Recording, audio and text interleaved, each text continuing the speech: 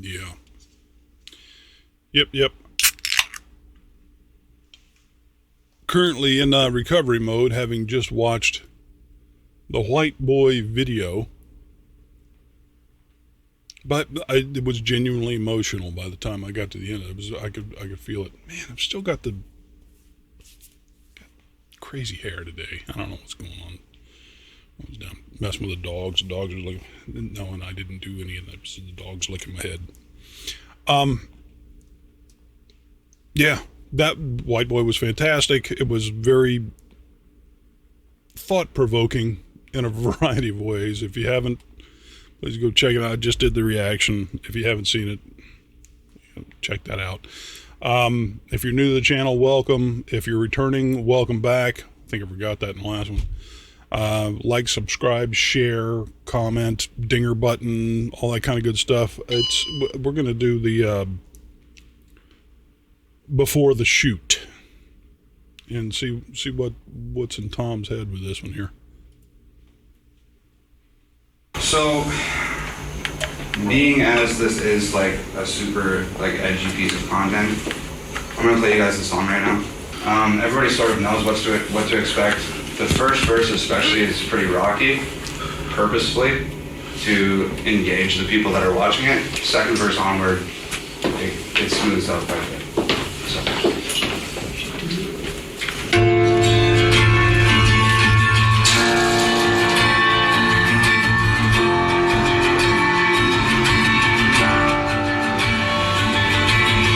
That's pretty much it.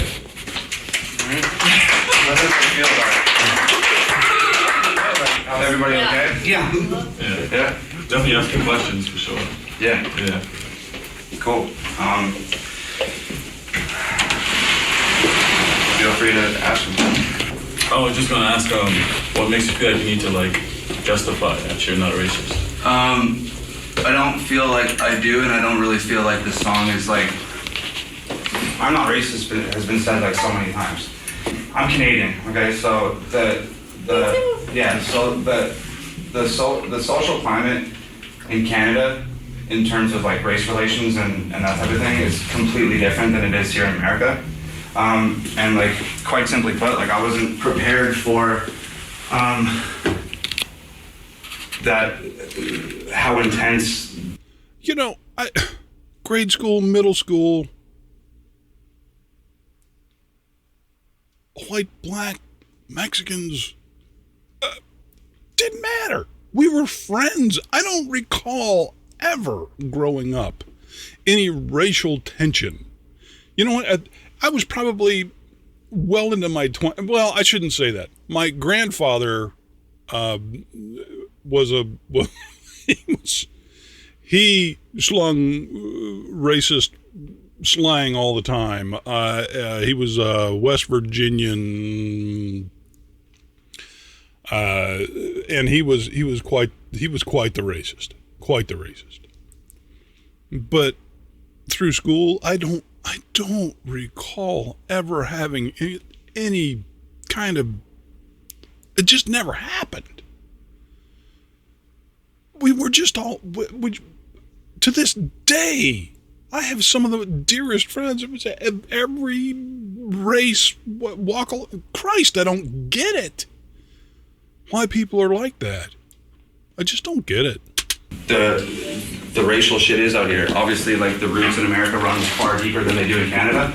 So it was like pretty eye-opening to come out here, and especially like under Donald Trump's administration and everything that perpetuates, it was pretty like eye-opening for me to experience that. And because the last two songs I released were targeting the content of mumble rap, so like over-sexualization of women, alcohol consumption, Xanax use, overspending, party culture, like that type of thing. And because I targeted that content, I had a lot of people, like my page went from like 1,000 likes to like almost 200,000 likes in the course of like 3 months. So there's hundreds of thousands of comments on these videos, and a small portion of them, but enough for me to like, my phone blows up all day.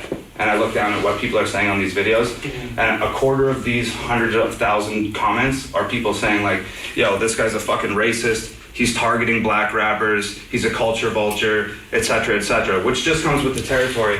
But it's like we never targeted black rappers. We didn't target any rappers of particular color. We targeted rappers of a particular content. And there's white rappers, and there's Asian rappers, and there's all types of rappers that talk about that exact same shit. There you go. There you go. Let me tear, and so much of it, and back in the boom bap era, it was just smack talk and bullshit and fun, and it's turned into every woman's a hoe, and you got to make money, and you got to have a big car and a fancy house, and it's not, doesn't have the same vibe anymore.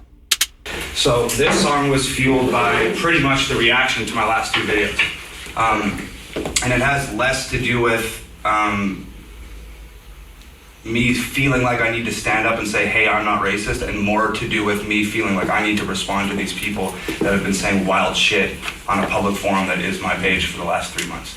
Gotcha. So it's more of like a culture shock from you moving here and then these people assuming that you're racist. Absolutely. And I mean, my neighbor, some of the stuff he listens to is like, it's straight up, it's anti-white. And it blares from his house all the time. And he talks to me, he's like, yo, you got a problem with this shit? And I'm like, nah, bro, it's music, like, it's all good. So anyways, I had come over to the house, and I played him this song before I even decided to go through with the video or whatever. And is like very, very, very like pro-black, like very pro-black. And he straight up told me, he said, look, Tom, like, I understand that like you're a rapper and like, yeah, you're one of the good ones and you want to be down with like hip hop culture and da-da-da-da-da-da. He's like, I'm gonna tell you straight up. My wife does that, the da-da-da-da-da-da. It's like, no, fill in the blanks for me. Want to be down with like hip hop culture and da-da-da-da-da-da. He's like, I'm gonna tell you straight up, just because I live in America and I grew up here, and as my experiences as a black man in America, if I didn't know you and I saw you walking down the street and I'm hanging out with my black friends, I'm assuming you're racist before I even fucking talk to you, because his analogy was, if there's a barrel full of snakes and half of them are poisonous, I don't have the fucking time to stick my hand in and figure out which ones are poisonous and which one aren't, because at the end of the day, they all fucking bite. That's reasonable. That's reasonable, and that's a reasonable perspective, and I get that. I get that, but also judge your community. Well, I shouldn't say judge your community, but look at your community. You can go to different areas of the country here, and you can find some pockets that are just absolutely racist assholes that you just don't want to. You don't want to share the same oxygen with them, and then you go somewhere else, and it's damn near a mecca. Where we live here, where we're living now, everywhere I go, it's just everybody just gets along. It's nice. Unless I'm being a blind old white. I'm an old blind old white man. Don't know what the fuck's going on. Which could be. Yeah, shit. That could be the case also. That's what he said to me. And it's and he's my friend, but it's that mindset that a lot of people, and I'm not saying that he's wrong, but it's not something that I relate with being from Canada. And it's that mindset that a lot of people came to me on Facebook with in response to the mumble rap videos. And at the end of the day, like, that's what I was responding to with this record. You can only read these things on Facebook for so long until it does start touching you on some emotional level, and it does like start to anger you and stuff. So some of this is fueled from anger. I did my best to have it come from an angry place at times, but not a hateful place. But some of it was done intentionally so that people stop and say, well, that's bullshit. He shouldn't have fucking said that. Because the reason this is taking place in a classroom setting is because this is a learning environment and an environment that incites discussion. I want some of those people to say, hey, this is bullshit, you shouldn't have said that. I need those people. That's what's going to spark the conversation. So I definitely understand. Reason being, I just moved from the East not too long ago. And race is not really like something we focus on. Like, we know there's Chinese people, we know there's different types of people, but we don't really focus on black or white. Yeah. So a couple months moving out here when I was going to community college, And there was something happening, but I can't remember what happened. But one of my friends at the time on the track here, he was like, "Oh, that happened because you're black." And I looked at him, I was like, what does that mean? Like, I didn't understand what the context of the joke, so like I had to ask him, he explained it, and that's how I learned about race. So I definitely relate to what you're saying. Yeah. Oh, I mean, people aren't. that fella looked like he had some animosity there. What does that mean? Like, I didn't understand what the context of the joke, so like I had to ask him, he explained it, and that's how I learned about race. He looks like I mean, damn, man. He worked for the damn postal service or something. He looks really upset.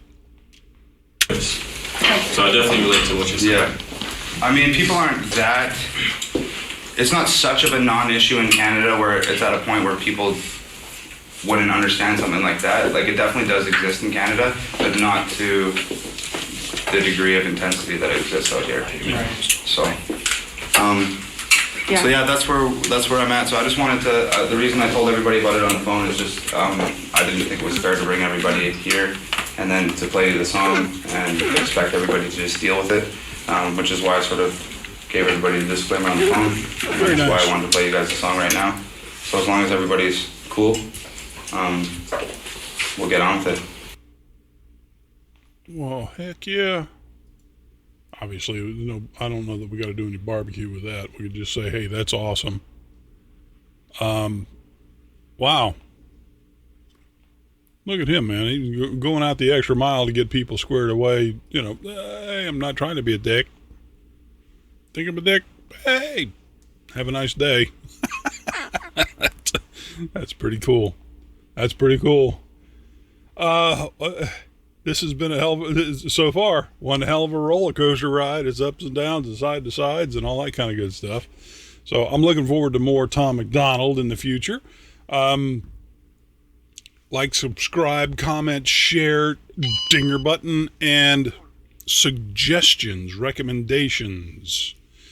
I'm trying to go through the catalog in a linear fashion with Tom, so do that. I'm going to be delving more into Nova stuff as well. I'm going to see. I think the next one I'm going to do, I found one that was called 1990 or 1990s or something like that. I'm thinking we'll do that one next. It sounds like it might be fun. So, anyways, love you guys. I'll see you in the next one. Bye.